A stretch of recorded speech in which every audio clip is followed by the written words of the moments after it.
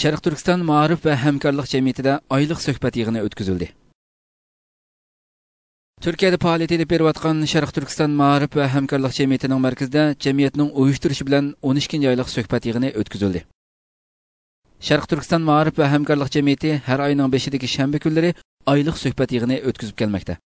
2010 yili 12 oyning 4-kuni Turkiya vaqti kech soat 17 dan 20 gacha jamiyat markazida oylik suhbat yig'ini o'tkazildi. Yig'inga İstanbulda yashayotgan Uyg'urlardan ko'p sonli kishilar qatnashdi.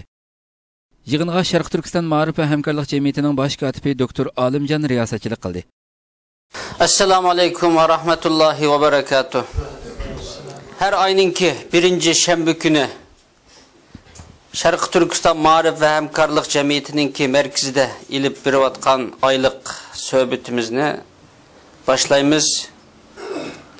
Söhbetimizni Kur'an-ı Kerim bilen başlaymiz. Euzu billahi mineşşeytanirracim. Yig'inda Sharq Turkiston Ma'arif va hamkorlik jamiyatining bosh noziri ustoz Abdulkimxon Maqsum so'z qilib, o'ziga diqqat qilish va aldirab fitna ig'volariga agishib ketmaslik to'g'risida to'xtaldi. Ki bu uchrashuv munosabat bilan qarindoshlar bilan o'rtaq muzokiralashmoqchi bo'lgan mavzu Qur'on-ul Karimninki oyatlardan bo'lgan bir oyatninki tarjimasi va qisqacha mazmuni haqida to'xtalib o'tamiz. Bu oyat bo'lsa Alloh taolaning qavli Huzu hizrakum. Huzu hizrakum degan bizning Uyg'ur tili, bizning Zag'irnan tili deb qo'ydi. Bu til bo'yicha tarjima qildim. Hushyorlikni o'stiring degan bu oyatning ma'nosi. Hushyorlikni o'stiringlar. İhtiyat tedbir eylanglar. Hushyor turinglar. Her qanday bir ishqim tagalik bilan muomala qilib turib, tuyuq yo'lga kirib qolmang. O'zingizga boshqa zarar solmang degan mazmunni o'z ichiga oldi. Ma'noni bu oyatning tarjimasi bu. Yig'inda yana vatanparvar faoliyatchi ustoz Abduqodir Yapchan so'z qilib, din, vatan, millat hukmi haqida fikr qarashlarini o'ttirg'a qo'ydi. Bu ikki xil so'zga javob berib o'tamiz. Biri bizning sog'lom qarindoshlarimiz tarafidan o'ttirib qo'yilgan va menga tuzatish berilgan va buningga izohat berishni talab qilgan so'z biri. Ya'ni Sharqiy Turkiston Ma'arif jamiyatining maqsadi din degani bilan bu millatni, vatanni ozod qilishdan boshqa narsa emas. Bularning bunlar degani şu dinni vatanni ozod qilishdan boshqa maqsadni qilmaydi. Ya'ni bu Allohning rizoligini maqsad qilmaydi degan mazmunda bir narsa so'raldi. Buning bir izohat berib o'tsanglar deyildi. Shu kunsi men izohat berib berdim qarindishimga. Buni bugun keng jamoatchilikka izohat berib buni tushuntirib o'tmoqchi. Bu birinchi qismi.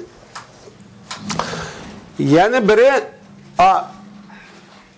bir kardeşimiz Abduqodir Yapchan etrafındaki kişilerden bir so'rab baqili, millet vatan deganli cennet kiremdo, kirmemdo degan savolni to'g'ri yozib qo'yapti. Bir qancha kishilar javob beribdi deb bu so'z bo'landi. Shuning uchun men bu ikki masalaga javob berishni muvofiq topdim. Yig'in yana İstanbulda yashayotgan qarindishimiz Abbas Qarining vatanda vafot bo'lgan onasining ruhiga atab duo tilovat qilindi. Yig'in qizg'in kayfiyat ichida oxirlashdi va yig'in oxirida tamoq ziyofati berildi.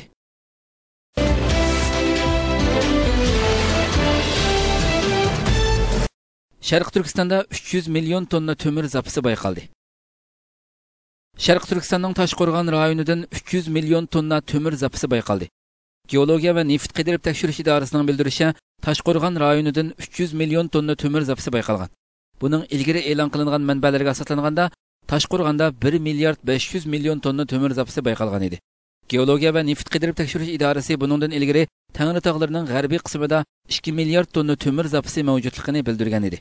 İşğalçı Xitoy kommunist hokimiyati Sharq Turkistonning yer osti va yer usti boyliklarini sömürüp yavatidi. Bu boyliklarning asli egalari bo'lgan Uyg'urlar nomrat holatda yashamoqda. Ochko'z Xitoylar Sharq Turkistondan chiqqan neft va tabiiy gaz boyliqlarini kecha-kunduz to'shib 60 yildan beri ochko'zlik bilan yeyotidi. Ochko'z, yalmavuz Xitoylar hiylagarlik bilan Sharq Turkistonning har qaysi shaharlarida cho'ng yo'llarni yasab, Uyg'urlarga yo'l yasab berdik deb o'zini yaxshicha ko'rsatmoqda. Amaliyotda bo'lsa, Sharq Turkistonning boyligini tez va ko'p to'shib ketishni maqsad qilib, quruqliq va temir yo'llar yasamoqda. Xitoyning qora niyatini bilmagan ba'zi Uyg'urlar Xitoylar yo'l yasab beryapti deb aldinib kelmoqda.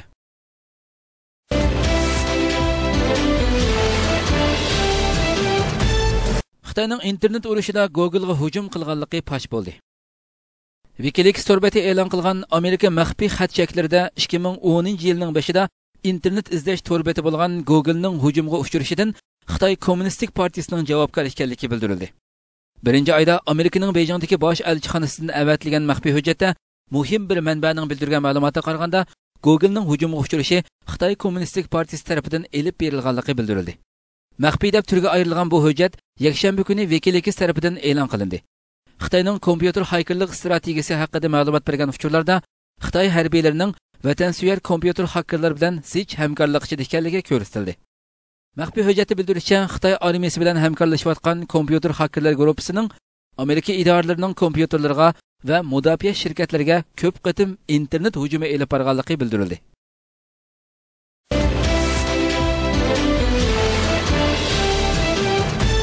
Xitoy Guantanamo turmasidagi Uyg'urlarni qabul qilmaslik to'g'risida Germaniya va Finlandiyaga tahdid solgan.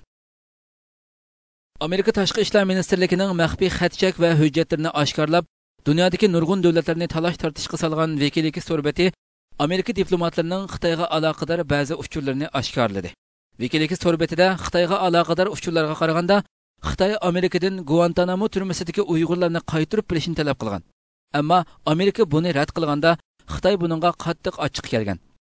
Amerika Guantanamodagi Uyg'urlarni boshqa davlatga o'rinlashtirish uchun bir qism davlatlar bilan uchrashgan. Bu davlatlarning orasida Germaniya va Finlandiya davlatlari Uyg'urlarni qabul qilishni maslahatlashayotganda, Xitoy bu davlatlarga agar Guantanamodagi Uyg'urlarni davlatiga qabul qilsa, butkul munosabatlarni o'zidganligi bilan tahdid solgan.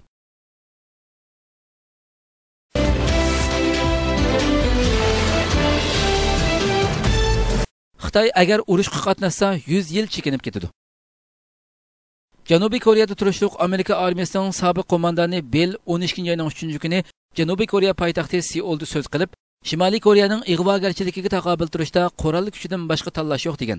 Hamda ta'kidlab, agar Xitoy Koreya yarim oroli urushiga yana qatnashsa, Xitoy iqtisodiy 100 yil ilgariki vaqtga chekinib ketadi degan. U Shimoliy Koreya qo'llanishi mumkin bo'lgan yangi ig'vogarchilikka qarata biz ikkilanmasdan 3 elish hujumini darhol qo'zg'ashimiz kerak. Amerikaning tik uchar hujumchi atriti Janubiy Koreyaga qaytadan o'rinlashishi kerak. Kurashchi aeroplan atritini o'rinlashtirish hamda avtomatga avatib birlashma harbiy manevr o'tkazish kerak degan. U yana Janubiy Koreya kuchlik boshqariladigan bombadan mudofaali sistemasini hozirlashi kerak. Keng ko'lamli qirg'uvchi qurollarning kengayib ketishining oldini olish manevrini darhol o'tkazib, Shimoliy Koreyaning yangi ig'vogarchilik qilmishidan darhol o'ch olish kerakligini bildirgan. Bell samimiyat va inovatga xiloflik qilgan Shimoliy Koreyaning ig'vogarchilik qilmishiga qarata qurol kuchi bilan inkos qaytarishdan boshqa amal yo'q degan.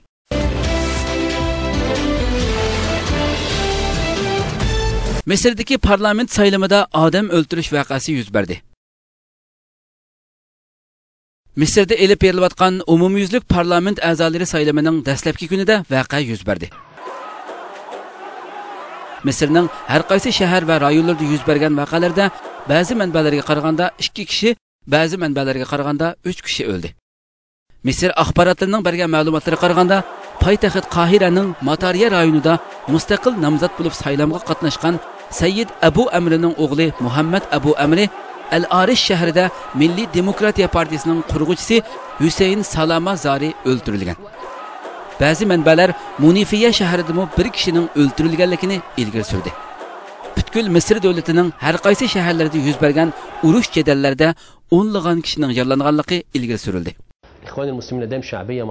Bütün kun bo'yi Milliy Demokratiya partiyasi bilan Musulmon qarindoshlar tashkiloti o'rtasida butkul rayonda to'qinish yuz berdi. Qana shahrida saqchilar Musulmon qarindoshlar tashkilotining a'zolarini tarqatib tutish uchun yosh oqqizdigan bomba atdi.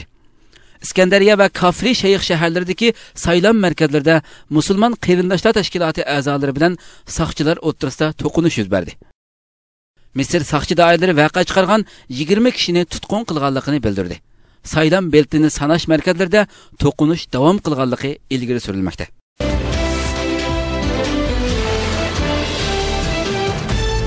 Wikileaks tor betida bu hafta e'lon qilinmoqchi bo'lgan kundalik maxfiy arxivlar. Tunugun e'lon qilingan oz sondagi maxfiy hujjat davlatlar o'rtasidagi diplomatiya munosabatlarida davolg'ish paydo qildi. Ammo Wikileaks tor beti Amerika diplomatlari tomonidan yozilgan maxfiy hujjatlarni e'lon qildi ekan. Xabarlarga qaraganda, Amerikaga bo'lgan besimni ko'paytirishga sabab bo'ladigan bu maxfiy hujjatlarni e'lon qilish bir hafta davom qildi ekan. Yakshanba kuni e'lon qilgan oz bir qism maxfiy hujjatlardan keyin dushanba kuni tafsiliy e'lon qilinmoqchi bo'lgan hujjatlarda Amerikalik diplomatlarning dunyo davlatlarining boshliqlari haqidagi fikr qarashlari va tutqan maydoni haqidagi uchurlarga o'rin berildi. Seshanba kuni e'lon qilinmoqchi bo'lgan uchurlarda bo'lsa, Shimoliy Koreya va Janubiy Koreya haqida ekan va uningdan boshqa Guantanamo turmasi haqidagi hujjat arxivlarmi seshanba kuni e'lon qilindi ekan. Chorshanba kuni bo'lsa, Pokistonga aloqador maxfiy hujjatlar va Djiboutidagi qaroqchilarga qarshi faoliyatlarga aloqador maxfiy belgilar e'lon qilindi ekan. Payshanba kuni Amerikaliklarning Kanadaliklarni kamsitishga aloqador arxivlar va Afg'onistondagi nohaqchilik haqidagi dokladlar o'tirg'i chiqdi ekan. Shanba kuni bo'lsa, Yamanga aloqador hujjat arxivlar e'lon qilindi. Yakshanba kuni bo'lsa, Xitoyga aloqador maxfiy hujjat va arxivlar e'lon qilindi.